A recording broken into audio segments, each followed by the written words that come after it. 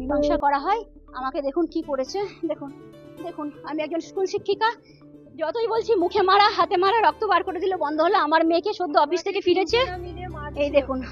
আমি বহরমপুরের একটি বেসরকারি নার্সিংহোমে রোগীর পরিবারকে মারধরের অভিযোগ নার্সিংহোম কর্তৃপক্ষের বিরুদ্ধে।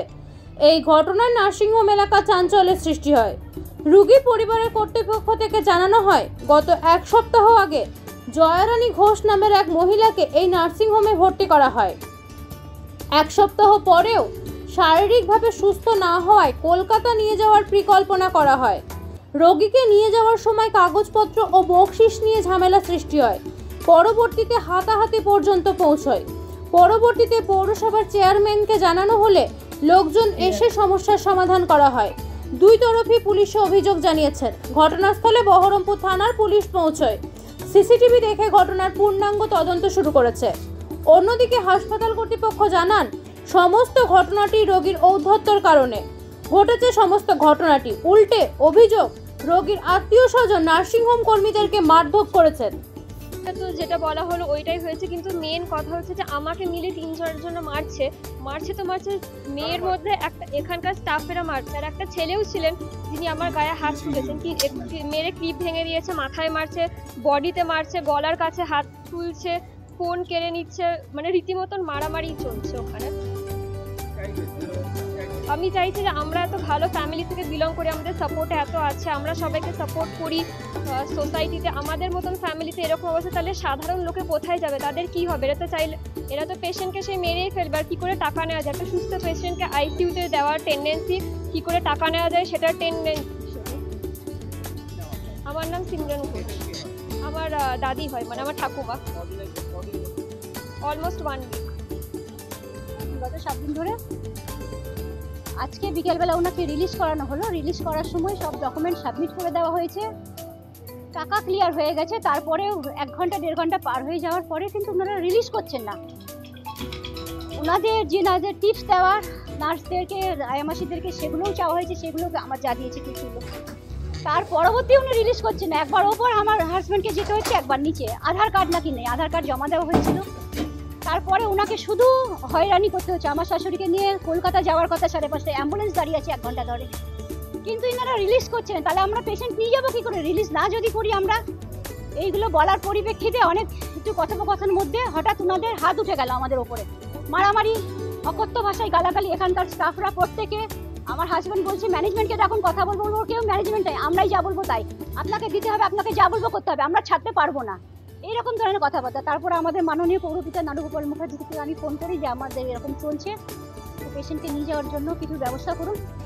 তো স্যারের সহায়তায় স্যার কিছু ছেলেপেলেকে পাঠিয়েছে। আমাদের 17 নম্বর ওয়ার্ডের সভাপতি এসছে, কিছু আমাদের ছেলেপেলেকে নিয়ে তারা আসে, ব্যাপারটা মীমাংসা করা হয়।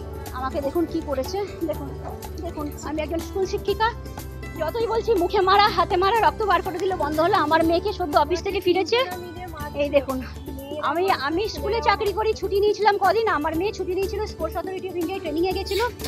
আজকে আমরা ফিরেছি ভোরবেলায়, দেখুন এই অবস্থা। ওর শ্বাসকষ্টের রুগী, ওকে একজনা গলা টিপে ধরেছে, একজন মাথায় মারছে, একজনা মুখে ঘুষা মারছে, একজনা বুকে মারছে। আমার মাসি শাশুড়ির চশমাটা ধরে ভেঙে দিয়েছে, আমাদেরকে মারামারি, আমাদের মোবাইল জমা নিয়ে নিয়েছে, আমার চশমাটাও ভেঙে যাবার মতো অবস্থা, ঘর বন্ধ করে দিল আমাদেরকে, সমানে আমাদেরকে মারপিট।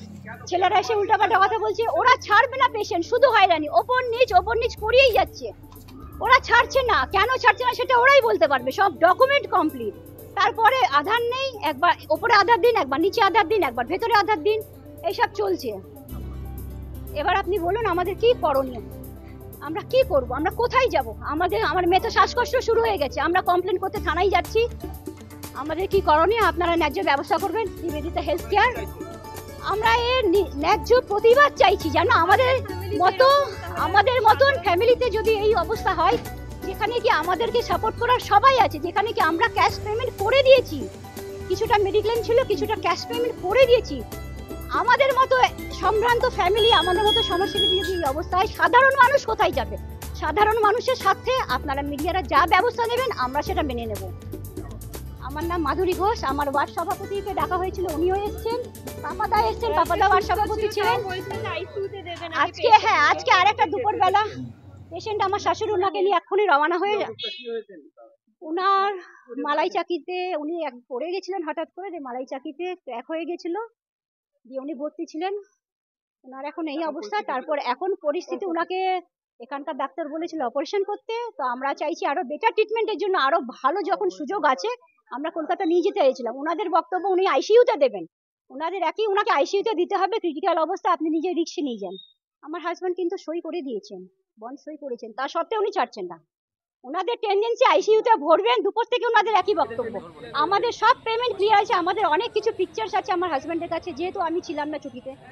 আমার হাজব্যান্ডের কাছে সমস্ত কিছু পিকচার্স আছে, ডকুমেন্টস আছে, রেকর্ডিং আছে সব। আমার নাম মাধুরী ঘোষ।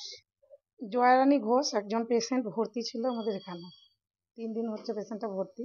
তো আজকে ডিআরবি করবে বলে ওনারা বললেন। তো ডিআরবি প্রসিডিওরে আমাদের যে কোনো একটা গার্জেনের আধার কার্ড লাগে।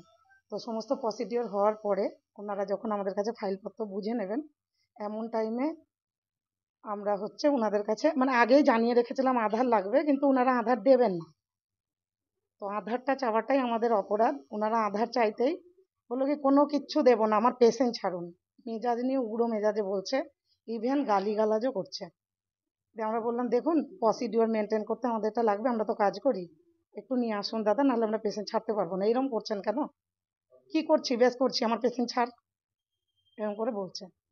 তো এইটুকুই হলো। তারপরে হচ্ছে আমাদের স্যার এসে মানে আমরা তখন বললাম যে ফ্লোরকে ডাকছি, এ ব্যাপারে আমরা কিছু করতে পারবো না। তো ফ্লোর সীমাদি তখন এদিক থেকে এলেন, আর হচ্ছে আমাদের সন্তু স্যার এলেন, যে বললেন সিস্টারকে এইভাবে কথা বলছে কেন? সিস্টারকে পুরো ফাইল ছুঁড়ে মারতে যাচ্ছে, বলছে মারবো, ছাড়বি না কেন, ছাড়, আমার পেশেন্ট তুলে নিয়ে যাবো, এরকম বলছে।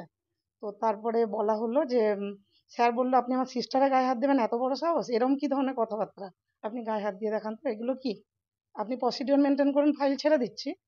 তারপর থেকে হাতাহাতি শুরু হলো, স্যারকে একদম পুরো ওপেন আমাদের সামনে দাঁড়িয়ে গায়ে হাত করেছিল।